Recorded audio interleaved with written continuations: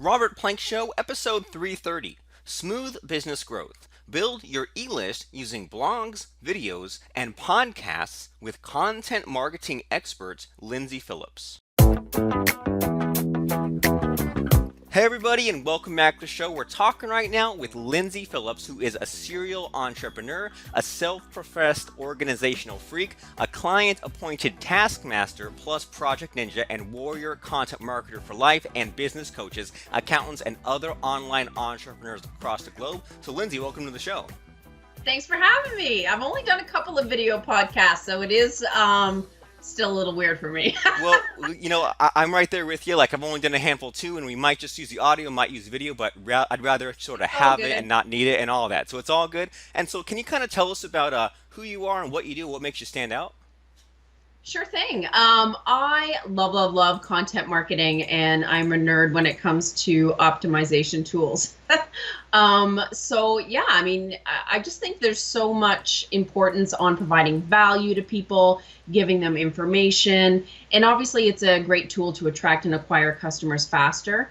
So anything to do with, videos, blogs, podcasting, lead magnets, webinars, sales funnels, emails. I mean, there's social media. There's so many elements of it, and just how they all fit together in a good strategy. Well, cool. I mean, content marketing is one of those things where, like, I feel like I can kind of write somewhat consistently, but I feel like I need to sort of do more of like getting out there and doing the guest blog posting. And one thing I kind of want to kind of start off with off the bat is you mentioned about content marketing, and that includes videos and podcasts and stuff like that. And I've sort of noticed that, like, if I mention content marketing or content creation to people, they usually think I'm talking about just like writing a blog post or writing a PDF. Do you kind of hear or see that same sort of stigma? That's true.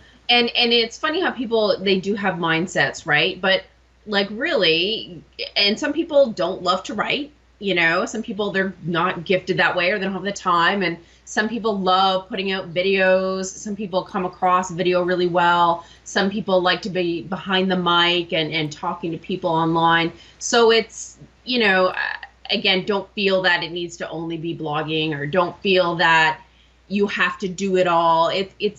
You're going to be more consistent, and you're going to be more better at it if it's something that you like to do. I mean, I love to write.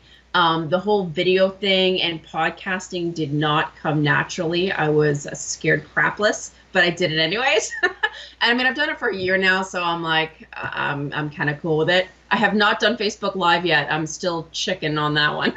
Okay. But it's just the bottom line is you're giving information, you're giving tips, you're giving resources to people, and however which way you plan on doing that, it's all content marketing. Cool. So it sounds like there's really no way to go wrong. Whatever sort of fits your personality and stuff like that. And so you mentioned there that you're doing more of the things that used to scare you. And so do you recommend that? Like, do you recommend people maybe stay with what they're good at and then maybe move outside of their comfort zone a little bit as far as like those things like you mentioned Facebook Live or video that maybe they're sort of afraid to do? I do. I mean, to me, and this is just kind of my mindset, if you don't say yes, if you don't go outside of your comfort zone, I don't think you can grow as a person, as an entrepreneur, and I don't think you can grow your business as successfully. But that's my opinion. And some people, they do not want to do video. They are not comfortable with it in any way or form. And, their business is not going to go bankrupt because of it. They can do other avenues. And as long as you're reaching your target market and you do have an audience, whether it's written, podcast, social media, and as long as your audience is growing and your e-list is growing and you've got good engagement, then you know that something's working right. Well, cool. So as far as like putting out that content and growing the list and all that, like, is there sort of like a strategy or a checklist or sort of like a method to the madness? Do you say that like people should put out like X pieces of content per week, or what's sort of like what are the actions that people need to be taking as far as this content marketing stuff? That's a great question, and I get that all the time. And I've had new, prospects and clients come in that they haven't done anything because they're so overwhelmed with like, oh my God, I've got so many options. I don't even know how to start a podcast. So where do I begin? What are the costs? So they just feel completely stuck. And for me, I'm very methodical and logistical, just how my brain works. So it's like, okay, let's go with what you're comfortable with, and budget wise. And let's just create a plan, do 4 weekly blogs and send out an email. And then once we get that for a couple of months, let's start you on videos, and let's get a system in place where you're pushing out videos once a week. And then after that, once you're rolling and you're in a groove and you're getting lots of action and engagement from people, then consider a podcast. So it's, to me, it's like, blog, video, podcasts are kind of like the three main content marketing pieces, right? So choose which one you want to do. The key is to be consistent. The key is to push it out through email and your social media, and making sure that you're engaging with people on social media. So that is kind of like the bread and butter, I guess. But the other factor which comes into play on how much further you want to take that is, what is your ascension ladder, or what is your product ladder? So like, do you have a lead magnet? How are people coming into your e-list? You want to make sure you're offering something. So if you don't have that into place, that's where you need to start and grow your e-list that way and stay in communication with them. If you have lead magnets and maybe you have like a great tripwire and you've got like a book or a video series that's $9.95 or whatever it may be, then you've got like, a $36,000 a year mastermind program, then you need something in between in your product ladder. And then you need sales funnels to go from the lead magnet to the small item to the medium-sized event to your mastermind program. So it's you need to know what your big picture is and your big plan is, and then what pieces to put into place to get there. But you're not going to all get that done in 3 months flat, right? It takes time. So it's, here's where you start based on where you are. Where do you want to be, and what's the next logical step to take? Awesome. So that sounds like it plays into that whole thing of a lot of your clients, before they come to you, they seem to be super overwhelmed with all the Oh yeah. possibilities and maybe spread too thin. And by sort of having that kind of roadmap, sounds like people can be a lot more focused. And so, I mean, what sort of comes first? Do you recommend people like, make the content first and then these funnels and tripwires, or at the same time, or like what's sort of the timeline on the ordering of things? I mean, everyone is a little bit so different. I mean, there's service businesses, there's coaching businesses, there's people that have like online courses that are more product based. So, I mean, there's no one answer. Do you know what I mean? Yeah. I do think it's important to have a vision and a goal and a plan in regards to what is your ascension ladder, what is your product ladder. You can't really build full sales funnels until you have a proper product ladder in place, and a proper sequence of where you want to direct people through that sales funnel. The initial part of the plan, I kind of, before the sales funnel end of things, you do want to make sure that you're putting content out there, pushing it out through social media and engaging and being consistent. And then after that, the second thing is you want to make sure that you can grow your e-list, have a lead magnet, have a webinar, whatever that may be. And, and then look at the sales funnels, because that is a bigger strategy and a bigger setup. And there's so many things that can play into it, Facebook ads, Google ads. I mean, retargeting, there's so many moving pieces.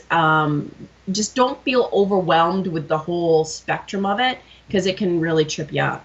All right, and it makes perfect sense there. And so, just as far as like how much people should put out, is there such thing as like too much or too little? Because I mean, I'm sure that you've seen people like this where they think if they put out like an article every 2 weeks, they think they're like so productive. I'm like, I don't know if that's enough to kind of get noticed today. But then on the other hand, like sometimes I feel bad like if I'm not putting out something like every couple of days. So like, is there sort of like maybe not like an exact amount of stuff, but is there sort of like a healthy range of stuff to be putting out there? Yeah, I mean, it's funny because I've seen some people where, oh, I'll just do one blog a month, and then they do like one or two posts for it, and that's it. I'm like, when feeds are going so fast, it's like, because people even say to me, like, you've got a lot of content on social media. I'm like, yeah, I mean, I could do more for sure. But it goes through that feed so fast, right? And the bottom line is you want to have at least a few posts a day, at least. Really? And then recycle your content. You know, if you did some blogs last year and they're evergreen, you know, keep pushing out the posts for those. Reuse, recycle. Another great tip is to, if you have a blog, typically a blog will have like, there might be quotes in there, they might be statistics, or like, I call them snackable bites, like a quick little tip, right? That's in there.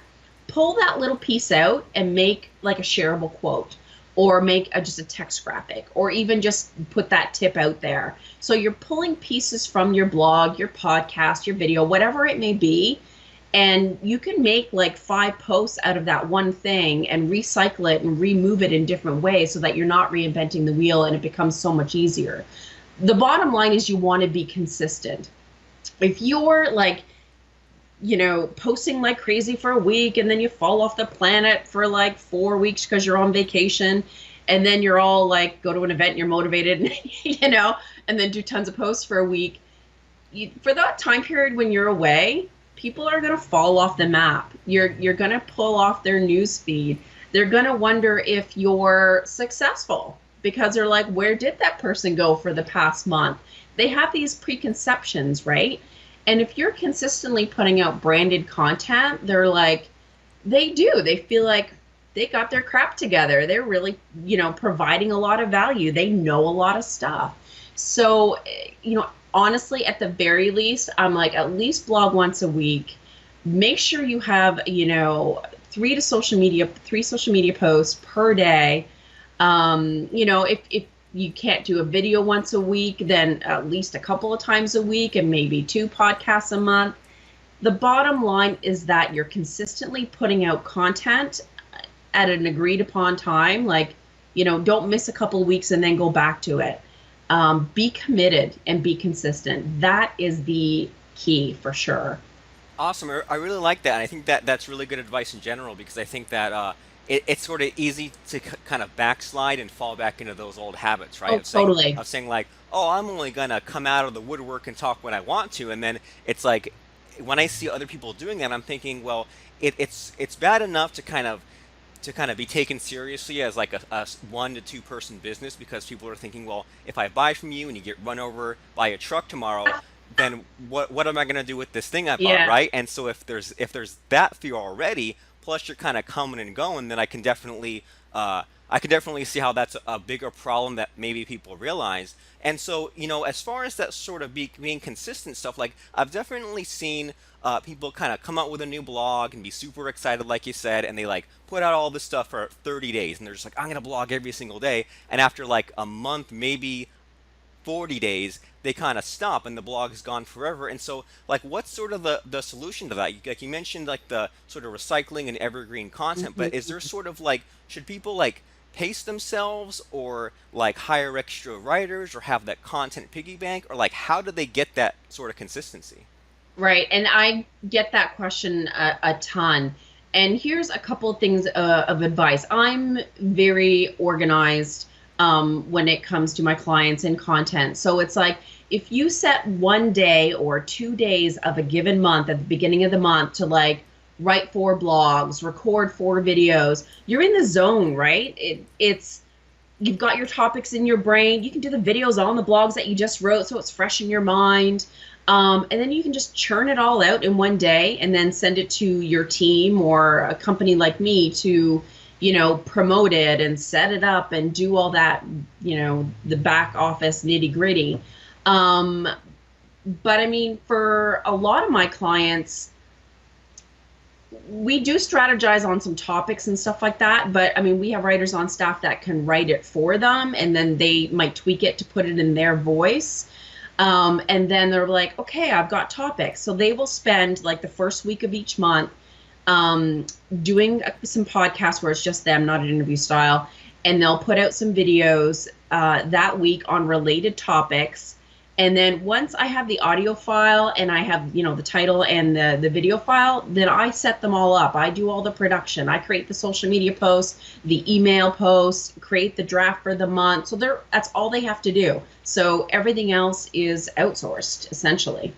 Great. So, Um, so it sounds like with your service, it's a matter of like people can choose how hands-on they want to be. It sounds like if they want to be the writer, they can. If they want your team mhm. to write it, they can. And so they can just kind of add the finishing touches on it if they want, and then your people kind of do that administrative work.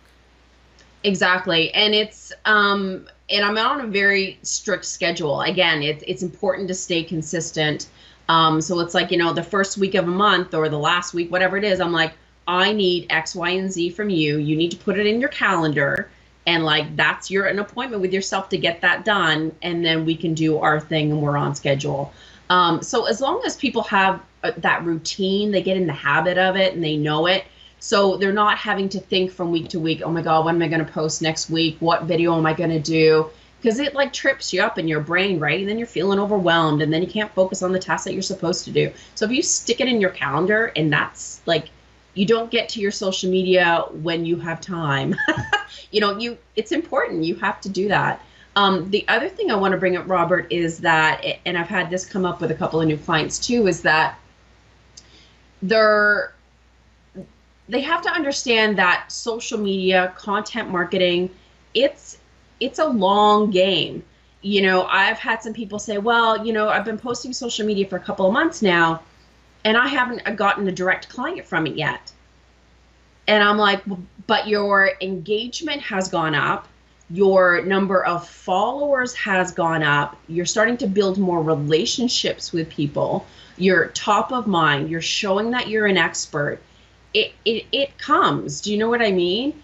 And part of it is about your brand and your image. I mean, that's such a huge part of trusting and liking a company that you're going to choose to work with for whatever the service is. So I just want to make sure that people are aware that it is a long-term game, and you need to, track the results and check your insights. And maybe people are not looking at your blogs, but they're watching your videos like crazy.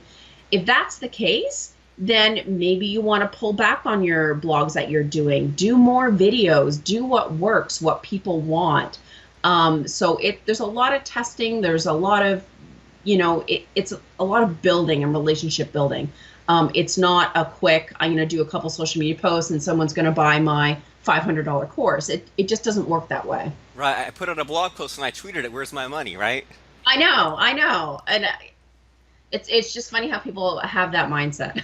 And I can sort of relate to what you're talking about as far as like that snowball effect and like I'll put out content consistently, and I think a lot of the reason why I put it out there is almost like superstition, right? I'm like, if I go too long without podcasting or blogging or whatever, then a week will turn into a month, will turn into a year, and next thing I know, nobody Mm. knows who I am. And I really like, and it probably sounds kind of vain, but I like being able to like search my name, and there's just like hundreds and hundreds of pages worth of stuff. It sounds For really really sure. vain, but like it's really cool that like I think, well, if some competitor swoops in, how the heck are they going to catch up to all that writing Yeah, and all those yeah. videos and stuff like that? And I like how your sort of thought process is put some stuff out there, and then once you get all those stats in, if you see like YouTube's more popular than Twitter or podcasting, you can sort of readjust. And so, Yeah. like, are there any of like favorite tools that you have to track those sorts of things to kind of see like how effective that content marketing is? I mean, Google Analytics is going to tell you what pages on your website that you're going to. So if you notice that they're going to your podcast pages more, or they're going to one of your specific service page more than any other, then that'll tell you where your traffic is going and where their interests are. And then if you're looking, I mean, Facebook Insights are pretty great. I personally, I mean, there are so many tools out there. It's crazy. New ones every Um, day, right? Oh my God. And they can be costly. I mean, if you spend $50 every month on a new tool and that are assessing this, that, and the other, um, but to me, it's like, and I'm visual oriented. So for me, Facebook Insights, I love the graph. I love the way it's set up. It makes sense for me. Whereas some statistics that other systems will spit out, I look at it and totally glaze over. But that everyone's a little bit different, right? Some Right. people love spreadsheets. Um, and and same with like YouTube, it's got its own analytics. I just got TubeBuddy. Um, and so I haven't delved into it yet, but it allows you to be like more productive with your YouTube videos, optimize them. It has different analytics. You can even like research your competitors to see what's hot with them, so you can kind of sneak some good, R&D from that. So I'm looking forward to kind of getting into that in the next month and really like pick it apart and see how I can make it work for me and my clients. Um, I don't feel that you need to go with all the big fancy analytics. I mean, it will tell you what content got the most engagement, and if you track those results, like say you had a topic on balloons and it had 100 views, where you had a topic on party hats and it got one, and you were seeing a consistent thing, then write more stuff on balloons. It's just an obvious. If you notice that your YouTube followers and subscribers and your views are going up, or down or whatever, you just have to be intuitive as to and analyzing what that means. And yeah, and if you're not doing consistent social media, your followers are not going to go up and your engagement is not going to go up, so there's not going to be anything to view.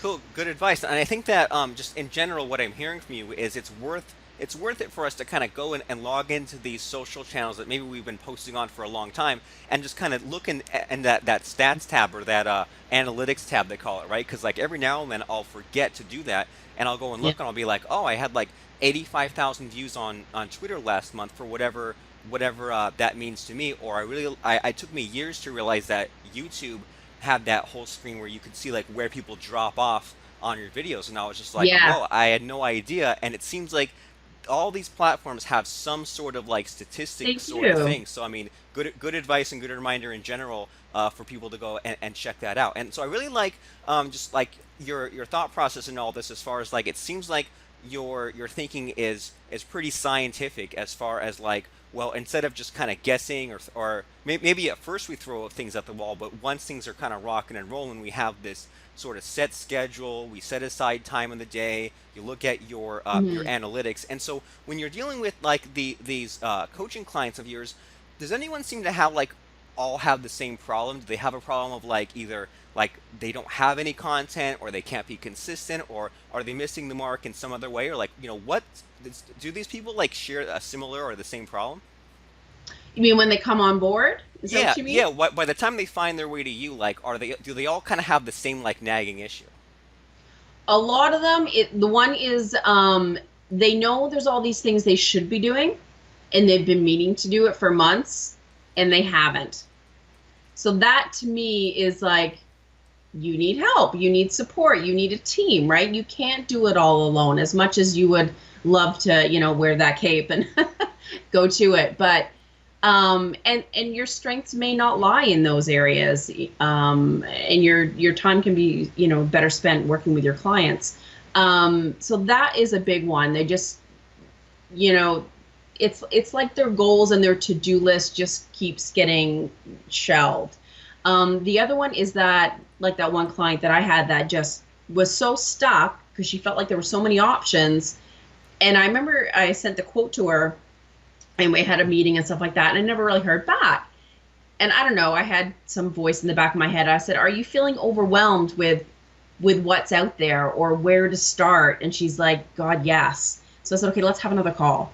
And so I kind of mapped out a plan and got her, as a client. So that whole sense of overwhelm and feeling stuck, or they don't know where to start, or they don't know how to do something. Don't feel that you have to learn how to, edit podcasts and do all the production end of things and what have you. You can outsource it. And here's I guess a piece of that. I remember, and I do it myself, right? Sometimes I'm doing stuff and I'm like, oh my God, why am I doing this? My team should be doing it. And even sometimes writing blogs, I think if my hourly, and I'm going to pull a number out of the hat, if based on, how much revenue I bring, if my hourly worth, let's say, is $200 an hour, and I'm spending an hour writing a blog when I could spend $30 for someone else to write that blog for me, and I take 5 minutes to tweak it, dollars and cents wise, which makes more sense? To outsource it and tweak it a little bit those few minutes. Totally. I'd rather spend $30 than me spend $200 worth of time writing a blog. And I kind of went, duh. And I'm like, I do love writing, don't get me wrong. And I do still write some only because I actually enjoy it. But I do outsource a lot of that content creation. And then I add my own things and my own tips to give it my own voice and stuff like that. And it just saves me so much time. But in reality, it's saving me money. So I think if people kind of go, how am I spending my time? What is my time worth? If you put it in that kind of a perspective, it's kind of a good wake-up call. Yeah, and I like how the way that you put it is it's like, well, you know, I think a lot of us have that problem of kind of like wanting to do everything and being super hands-on and being like having that perfectionism, and Mhm. then we kind of see the opposite extreme of like, oh, I'm just gonna like hire someone to write some stuff, and I'm like afraid to because maybe they're going to like write something that's sort of crappy or something. But then I like how you kind of said, well, you can hire that out, and then when it comes back to you, you Mhm. can sort of edit it yourself or do those finishing touches, and you can spend 5 or 10 minutes. They spent an Totally. hour for $30, and so it's not like one or the other. You can still kind of Yeah. give the instructions, get it back, and kind of put your fingerprints on it.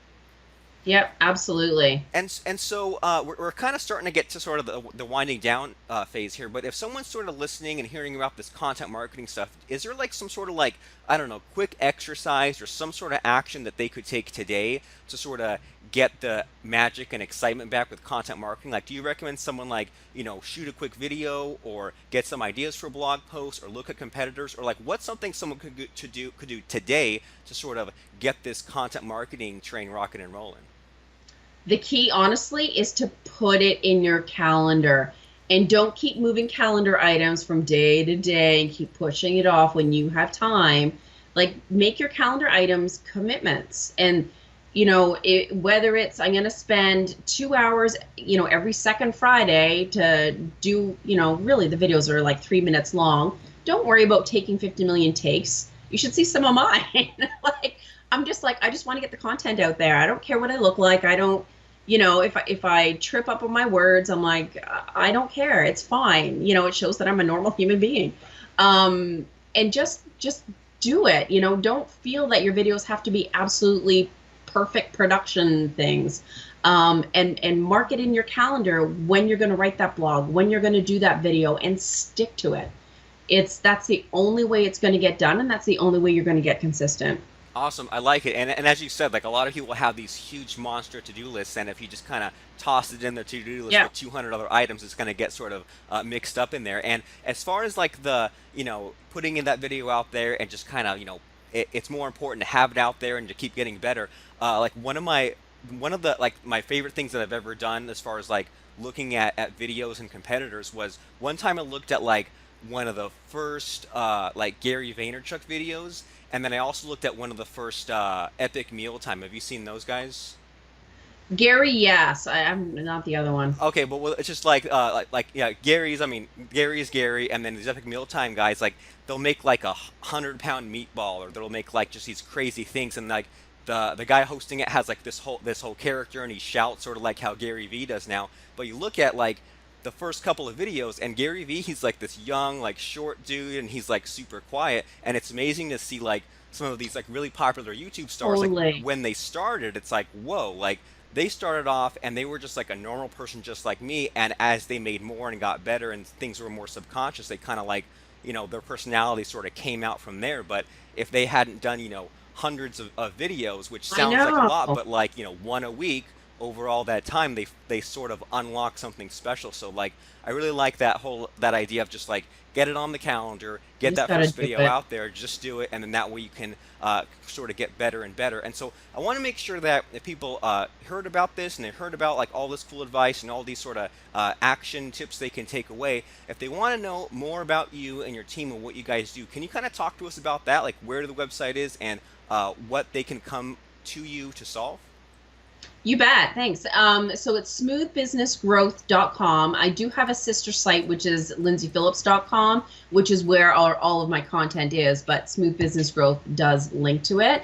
So obviously I've got my TV, my videos, my Sailing to Success podcast show, my blogs. You can connect to social media through there as well. I've also got a couple of opt-ins on that of how to start a podcast, 8 tips on how to be more productive in your business, which is always a great place to start. And if you go to Smooth Business Growth and there's a Start Here page, and it'll just kind of guide you through like what is content marketing, how is it going to help your business, and where do you need help? Do you need the rescue boat services, so to speak? Do you need the full yacht services to accelerate your business quicker? And it'll kind of share, what areas my expertise are, and see how I can help, make you be more consistent and get more content out there, because you do acquire customers faster through content marketing. You can't do it through promo alone. I completely agree, and I think that just as far as like the way that the internet's changing and the way that the future's uncertain as far as like it's some sort of platform going to go out of business or some competitors going to come. It's always Mm, uncertain, and my thinking is I'd rather be like firing on all cylinders, right? It's like if someone totally, says, absolutely. That's a good point. yeah, and if someone's like, well, should I do paid ads or should I do social media or content marketing? I'm thinking like the answer is yes to everything. Like Yes. as much stuff as I can do just to sort Yeah. of stack the deck in my favor because I never know like, what's gonna kind of come down in the future. So better to kind of, hope for the best and plan for the worst and all that good stuff. And so smoothbusinessgrowth.com. Make sure you guys go there, click that start here link. That way you can see do you need the rescue boat or the yacht service or whatever your situation is with content marketing. If you don't have any, if you need to beef it up, if you need to do more, or if you're Mm, stressed out, need a team, whatever it is, Lyndsay and her people can help you. So make sure that you go to